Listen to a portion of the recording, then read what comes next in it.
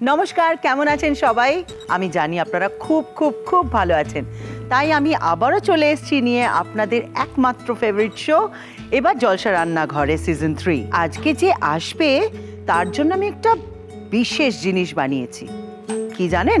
এটা হলো আমার অতিথির জন্য বানানো স্পেশাল মাংস ভাজা পিঠে। দেখুন,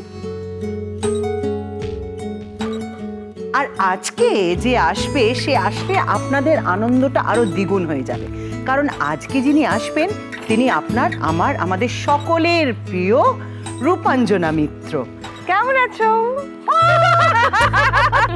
কি অসাধারণ লাগছে তোকে দেখতে। Thank you. দারুণ লাগছে। Thank you. একদম পরি হুমে। কিন্তু তুমি ওই মাংস টাংস কি সব বলছিলে, কিন্তু আমার রেসিপি তো সেভাবে আমি তৈরি করে আসিনি। মাংস টাংস নিয়ে কোনো রান্না করতে পারবো না। না, মাংসটা বলছিলাম কারণ আমি তোর জন্য একটা দারুণ জিনিস বানিয়েছি, সেটা আমি তোকে দেবো। চল বসবি, চল। হ্যাঁ রে, তুই জায়গাটা রোগা কি করে হয়ে গেলি? মানে আমি তোকে আগে যা দেখেছিলাম তার থেকেও রোগা হয়ে গেছিস।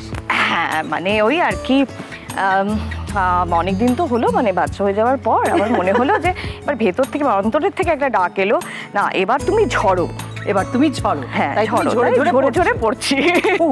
তোর জন্য যেটা বানিয়েছি ওই মাংস বলছিলি, সেটা আগে নিয়ে আসি। পিঠে খেয়েছিস তো? মানে কিলঘুষি না?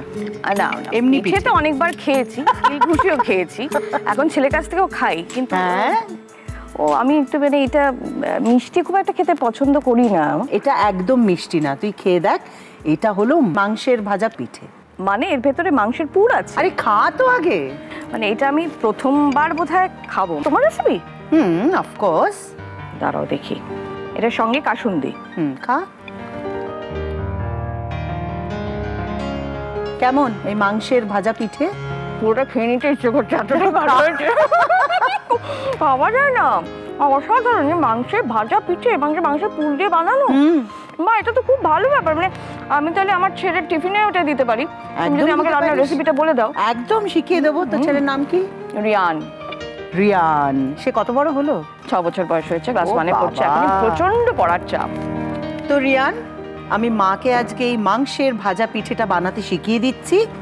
তুমি কিন্তু মাকে এবারে বায়না করবে যে এটাই টিফিনে চাই। আর হ্যাঁ, রিয়ানের সঙ্গে সঙ্গে আমার দর্শকদেরও বলে দিই যে এই মাংসের ভাজা পিঠে কিভাবে বানানো হলো। পুর বানানোর জন্য প্যানে অল্প সাদা তেল গরম করে একটা ছোট পেঁয়াজ কুচি দিয়ে ভেজে নিন। পেঁয়াজ হালকা বাদামি রঙের হলে 1 চা চামচ আদা কুচি, 1 চা চামচ রসুন কুচি আর একটা ছোট টমেটো কুচি দিয়ে কিছুক্ষণ নেড়ে নিন। এতে 100 গ্রাম মুরগির মাংসের কিমা দিয়ে নাড়তে থাকুন। এবারে স্বাদ মতো নুন, 1 চা চামচ লঙ্কা গুঁড়ো, 1/2 চা চামচ জিরে গুঁড়ো আর 1/2 চা চামচ ধনে গুঁড়ো দিয়ে একটু কষিয়ে নিন। এতে 1/2 কাপ নারকেল কোড়া দিয়ে ভালো করে নেড়ে মাংসের পুরটা নামিয়ে নিন। পিঠে বানানোর জন্য একটা পাত্রে 1 কাপ সেদ্ধ মুগ ডাল আর 2টো সেদ্ধ মিষ্টি আলু নিয়ে চটকে মেখে নিন। এরপর এতে 1/2 চা চামচ জিরে গুঁড়ো আর 1.5 চা চামচ সাদা তিল দিন। এতে পরিমাণ মতো চালের গুঁড়ো আর পরিমাণ মতো আটা দিয়ে একটা মণ্ড বানিয়ে নিন। মাখা হয়ে গেলে ছোট ছোট লেচি কেটে নিন।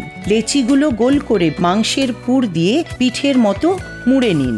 এই পিঠেগুলো ডুবো তেলে ভেজে তুলে নিন এবং ঠান্ডা করে কাসুন্দির সাথে পরিবেশন করুন মাংসের ভাজা পিঠে। আচ্ছা, তুই তো আজকে আমাদের জন্য কিছু একটা রান্না করবি, সেটা কি? এটার নাম হচ্ছে চিড়ে বাগদা। চিড়ে বাগদা? হ্যাঁ বাবা, চিড়ে পোলাও শুনেছি, দই চিড়ে খেয়েছি, কিন্তু চিড়ে আমি যেরকম খেলাম, ও আচ্ছা, মাংসের পিঠে সেরকমই চিড়ে বাগদা। বুঝতে পেরেছি।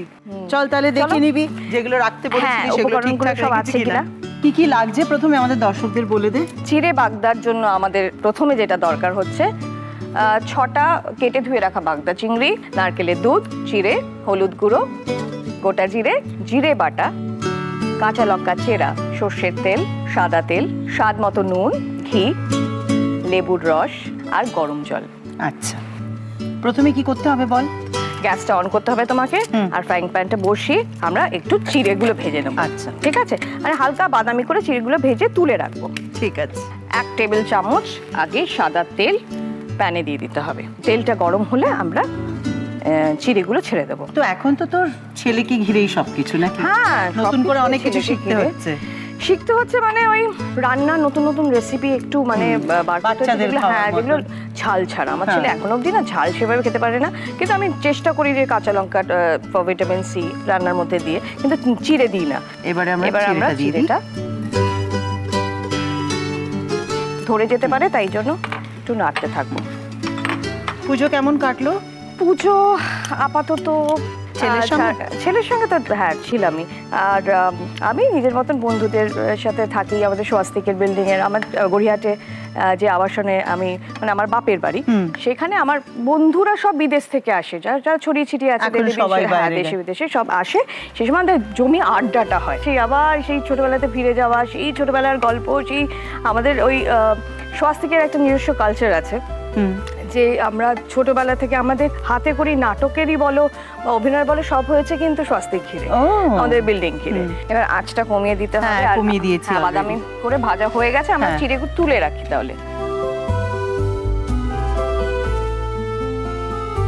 এবার আমি যদি ম্যারিনেট করি তাহলে হচ্ছে 1 চা চামচ হলুদ গুঁড়ো আমি চিংড়ির ওপর ছড়িয়ে দিচ্ছি, আর আন্দাজ মতো নুন। রূপাঞ্জনা এমনিতে কি খেতে ভালোবাসে? আমি চিংড়ি খেতে খুব ভালোবাসি। আমি ইলিশ খেতে পাগলের মতন ভালোবাসি, কারণ ওগুলো খুব চটজলদি রান্না হয়, তাই না? মানে আজকে তুমি চিংড়ি কিছু করে ভাপিয়ে নাও, অনেক রকম প্রিপারেশন করা যায় চিংড়ি নিয়ে। ইলিশও কিন্তু তাই। সব থেকে বড় কথা মাছগুলো যদি ভালো হয়। আর ইলিশ মাছ, আমি তো ইলিশ মাছ ভেজে তেল দিয়ে পেঁয়াজ লঙ্কা দিয়ে কচা কচা করে খেতে থাকি। মাছটাকে আমাদেরকে ম্যারিনেট করতে হবে, আর রূপাঞ্জনার কাছ থেকে শিখতে হবে কিভাবে বানায় এই চিড়ে বাগদা। আচ্ছা, আমি তোমাকে একটা মানে আমার একটা ইচ্ছে করছে, একটা রিকোয়েস্ট করতে। হ্যাঁ বল। যে আমরা তো আমাদের ছোটবেলায় পুজোর গান শুনতাম, অ্যালবাম বেরোতো, তাই তোমার নিশ্চয়ই পুজোর অনেক অ্যালবাম আছে আগে যেগুলো রিলিজ হয়েছে, তো তোমার এরকম একটা গান, কোনো পুজোর গান একটু গাও না আমার জন্য। আমার অ্যাকচুয়ালি জানিস তো, মানে পুজোটা আসলে আমার নিজের গানের থেকেও যে সমস্ত গান শুনে বড় হয়েছি সেইগুলো খুব মনে পড়ে। যেরকম ধর, যে জন প্রেমের ভাব জানে না তার সঙ্গে নাইলে না দেনা, খাঁটি সোনা ছাড়িয়া যে নাই নকল সোনা সেজন সোনা চেনে না, যে জন প্রেমের ভাব জানে না তার সঙ্গে নাইলে না দেনা।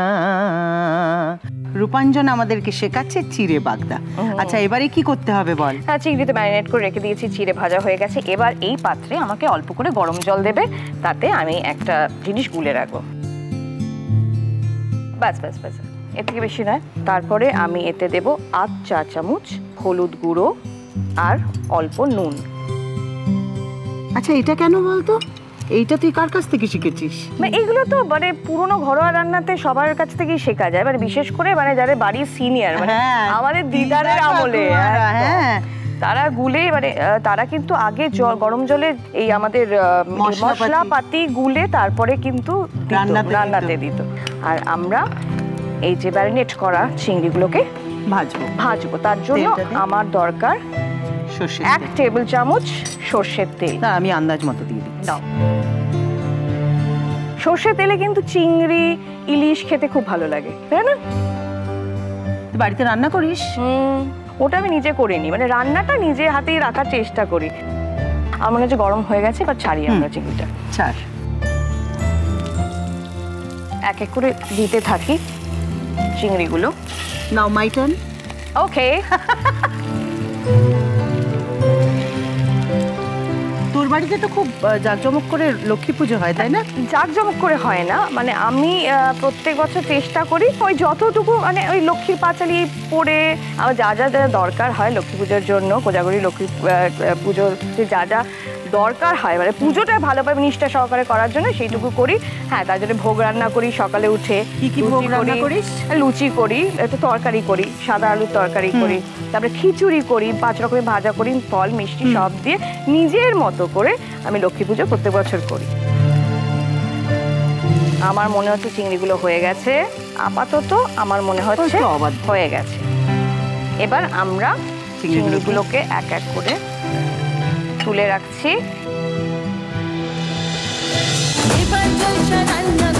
এবার